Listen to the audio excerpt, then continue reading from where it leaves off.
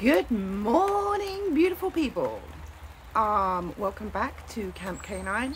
This is Tony Twist coming from the heart of Surrey. I am the president of Doggerlandia. That didn't quite go to plan, did it? That was a little tribute to some of my favourite channels, and the end bit was as well. It wasn't quite done with the amount of zest that we normally have, that I normally hear them doing it by, because we're in England, we're not over in America, and it's raining, as does England likes to do. And my plans this morning had been to mulch my garden, and I don't really want to get out there in the rain. But I'm gonna talk to you a little bit about one of the most popular questions that I get asked. I deep bed my chickens, which means piling up bedding, and I get asked, how often do you clean them out? The answer to that is not nearly as often as you think. So let me explain deep bedding first of all. My coop is built in the design of a shed, so I have a wall here with mesh along the top for ventilation. This is actually built along the back of my wall of my house, side of the wall of my house. So this is the wall of my house. Then we have another fence here with the mesh ventilation at the top. And then we have a roof structure here. And then, let's get back a little bit. We have a low wall here with mesh above and the gate in, or the door in. And then we have a low wall here and the mesh above here. The door is meshed, and there's a chicken door at the bottom here. We don't use the chicken door because the goats, thank you Chris, because the goats can get through it. So great installation, we don't use it in practice. However, there you go, there is the setup of my chicken coop. So the bedding, how do I do the bedding? Right, I'm trying to get an angle that you can see. Can you see this? So this is deep bedding. I use hemp and I scatter. Thank you, Chris. I'll introduce you to Chris in a moment. This is, I use hemp. Let's go and have a closer look. Hi, Chris. Would you like to say good morning?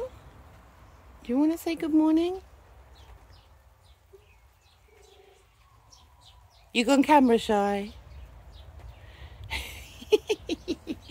He's gone camera shy. Just typical. We'll hear him again in a minute. So you're probably thinking, mad woman, I'm lying in the chicken poo. But it's not like chicken poo. It's not like the bottoms of most shallow bedded coops. So what we have here is when it's first cleared out, I use hemp. So hemp is like, there's different manufacturers of this, but it's basically just a broken down hemp bedding like this. And what I do is I scatter this all over the floor, put probably a few inches in the bottom all the way around. And at the point where you think it's ready to be cleaned out, is the point when you don't clean it out. You come in with another fresh bale of it and you open up the bale, and well, a bale does this area here. So I will open up a bale and I will put down another few inches across the entire floor. Leave that for a while, and only if you get a smell in your coop, it's because there isn't a proper balance of nitrogen and carbon. The carbon, which is provided by the hemp or your hay or whatever woody substance you are using for your... Thank you, Chris. There he is there. Whatever flooring, woody base you're using to your coop, it will neutralize the nitrogen which is in the poo and the wee that is being distributed by the chickens. So if you get smells, it means you haven't got enough carbon in there, so you just need to get your carbon nitrogen balance right. So Let's have a closer look. As I pull this back, so you will see the closer we get to the ground. So this is how deep this currently is, and this is probably about, I don't know, probably about 6 months old. Now what I do in the each morning is I scatter feed some corn grain over the top of the bedding, and this encourages them to scratch and feed. Thank you, Chris. This encourages them to scratch and feed and spread the bedding and the manure around, so it gets all mixed up and it begins to break down. So this hasn't been in here very long, but you can kind of see that underneath at the base of it. So if you left this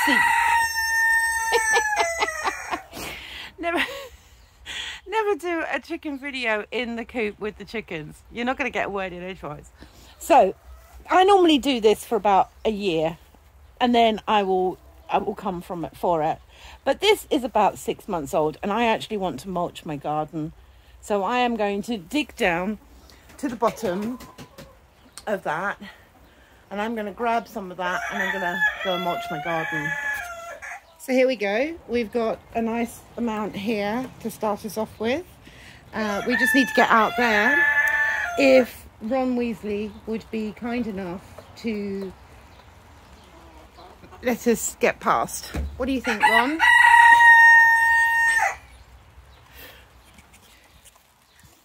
We may need to wait for him to finish eating. Whilst we're waiting, let's introduce you to a few.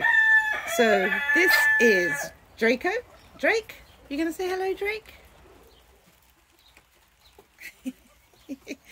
And over here in Chris's posse, we have got Hermione, Georgia, Bottom, and Coco. Coco, you gonna say hello? Nope. And then over in the nest boxes, these guys are not laying eggs over here. They've gone broody. And we've got one in there, Raven, and her sister's up there. This is Lavender with her back turned to us. And in here, we have Cookie and Crumble. Yes, girls. I know. So they don't want to lay eggs. They want to hatch eggs. But I don't want any more chicks right at this moment. So they are unfortunately alone. They haven't got any eggs in there. Right, Ron has left. We can get through. Out the way, Ron. I waited for you. Good boy. And Silverling.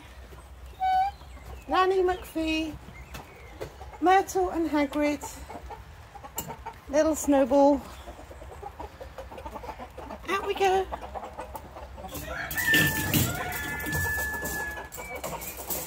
This is going to be fun because they know there's grass on the other side.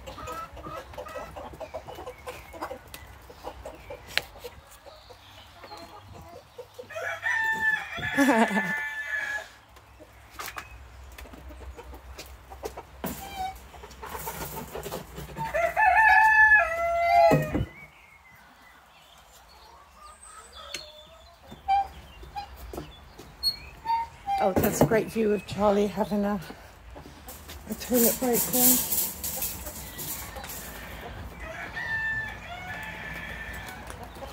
Good morning, guys. We have Red Wills there, and that's Buffy, the blondie. Buffy, how you doing? No, nothing? No. Morning, Munchkin. You got a teddy? Have you got a teddy? Right, let's get going.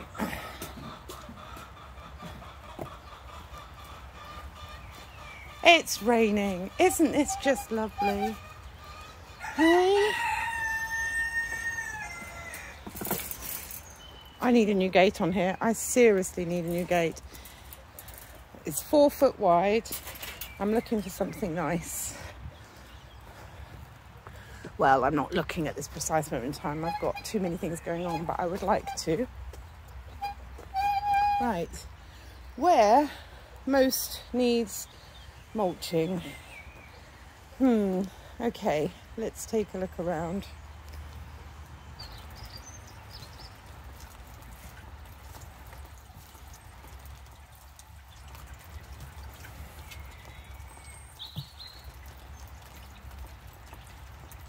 So, I'm just putting down, that must have been a great view just then. Oh, big bottom.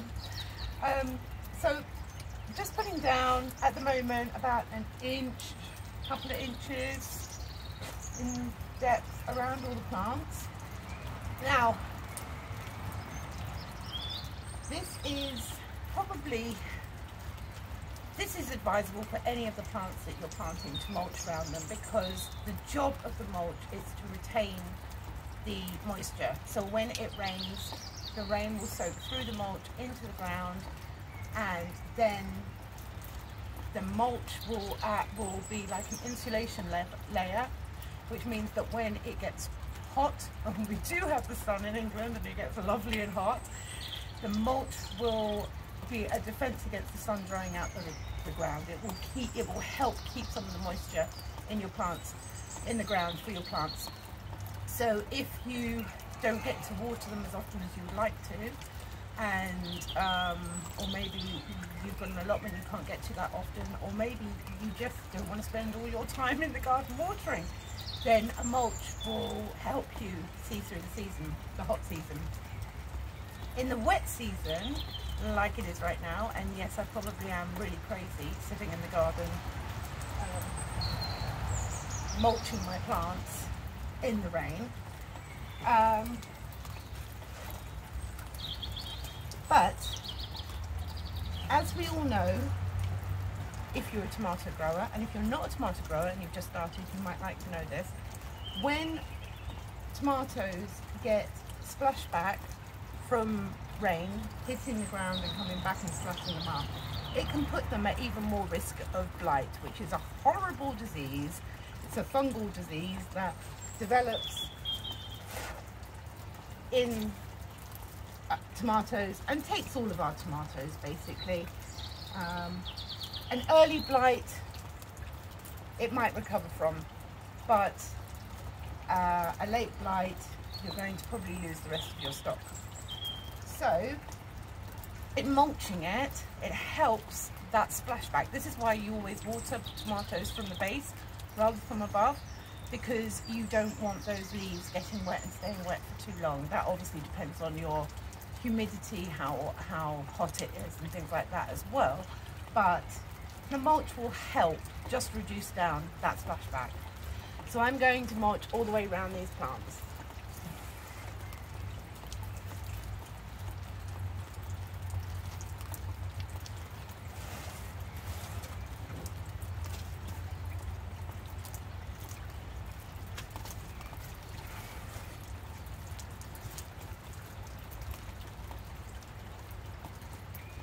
They're going through a little bit of shock at the moment from being planted out. So, and I planted them after saying to everyone, plant deep, plant deep, plant deep. I think I planted these too deep.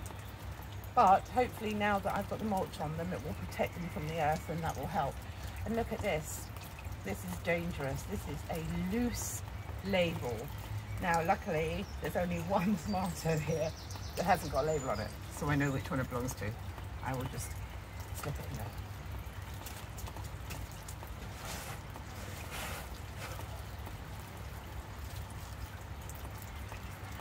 Right, I'm actually out of mulch. I'm going to go and get some more from the chickens. They're just wonderful. Now, someone did ask me, doing this, would it burn the plants? There is such a thing as adding too much nitrogen, even though plants absolutely love nitrogen.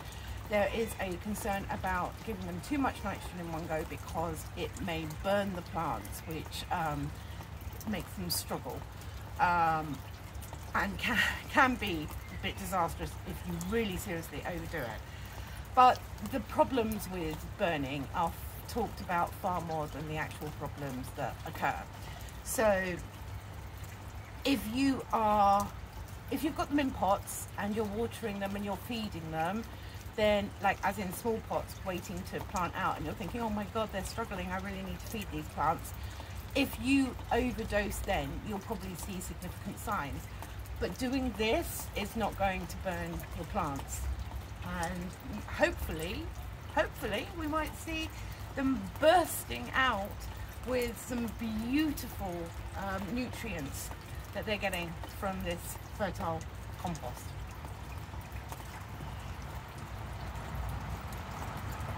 So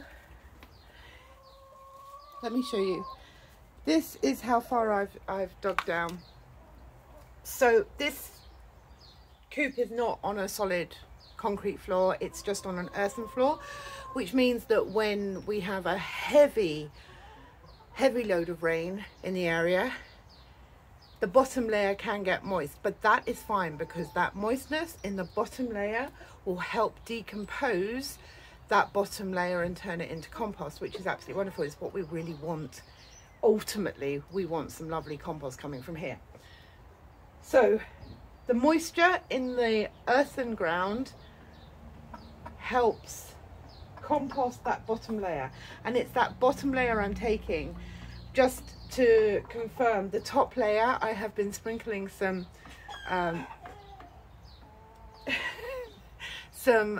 grain and corn in for them to scratch and feed in, and that's helped mix up the top layer with the poo and the wheat that's been coming out.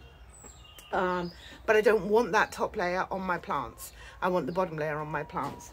So I've dug right down to where it's earth, and I've taken the bottom layer. I do this in the spring. So I've now planted a lot of my plants out the front, not all of them, but a lot of them. So I'm mulching them with that bottom layer. In autumn, I will do a full clear out from here, and I will put all the bedding from the floor from here, and there's another coop over there, and I will move that all over all of my beds outside to mulch them for the winter, and hopefully put a load of nutrients into the soil ready for next year. Just in case you hadn't gathered, my chickens do free range. They don't just live in this coop, so they do poo all over the place.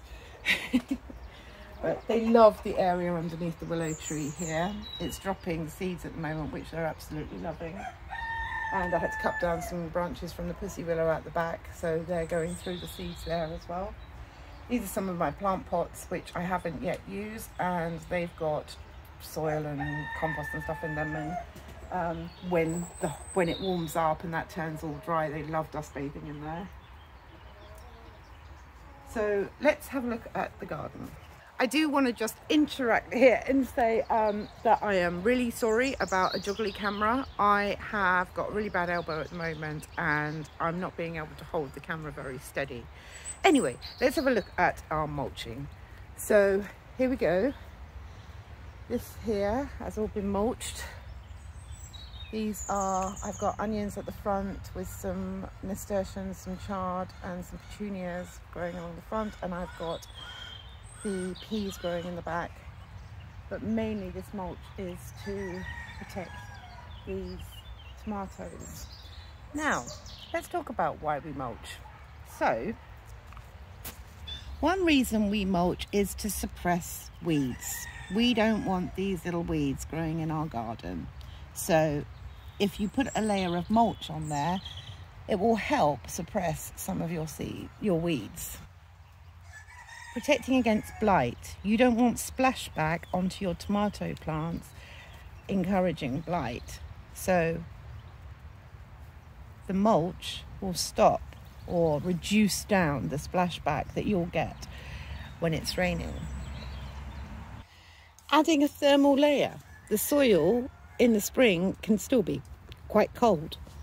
When you're trying to germinate some plants, especially underneath the little pots, mounding up mulch around them can help thermal insulate the soil and raise the temperature and encourage seed germination.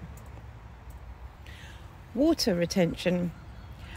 When you've got bare soil exposed to the sun, any water, any moisture that's in that soil will quickly evaporate. Putting a mulch layer on the top of your soil will insulate it from the sun and stop or reduce down the loss of moisture due to the hotter weather. Fertilization. In most mulches, you will get a level of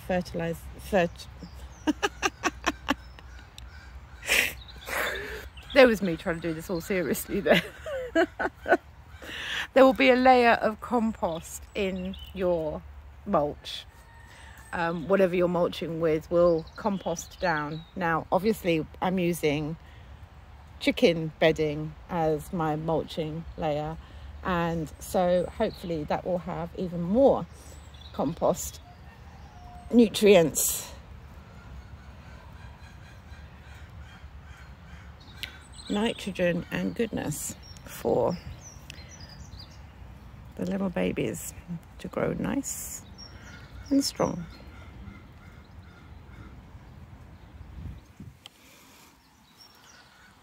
So I've still got a lot of mulching to do, but I've done this bed here. I've done this bed up to the end of the tomatoes. I haven't yet covered the carrots that are coming up there. I've still got these 2 beds to do, but this bed needs a lot of weeding before I get there. I should have mulched my marigolds when I put them out because the cold weather just took them. So I've lost a load of my marigolds, which is a real shame. My peas, onions and tomatoes have been done down here, and my peas, onions and tomatoes have been done down here. So I am going to finish doing my squash and bean bed down here. But for now, I'm going to leave you. There are other reasons to mulch. Those were the top ones on my list. So I look forward to hearing about your stories of mulching and what you use. Remember, if you liked what you saw here today, please do hit the subscribe button, hit the like, and if you want to see more and get those notifications, hit that bell. And I look forward to speaking to you again soon. Take care. Bye.